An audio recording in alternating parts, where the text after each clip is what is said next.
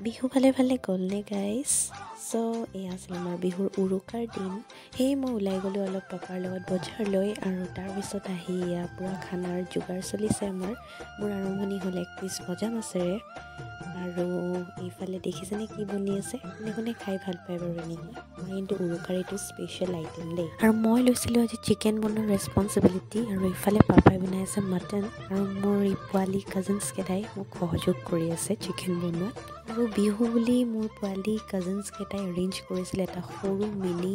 picnic আৰু এই ভেলাঘৰটো দেখিছেনে এইটো তাহাঁতে নিজে হাতেৰে বনোৱা তাৰে ভিতৰতে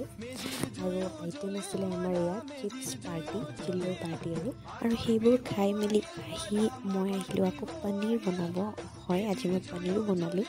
আৰু এয়া মোৰ হেণ্ডচাম দাদাজনক চবেই হেল্ল' কৰি দিব দেই আৰু তাৰপিছত আমি সকলোৱে মিলি উৰুকাৰ এসাঁজ খালোঁ lastly happy Bihu to everyone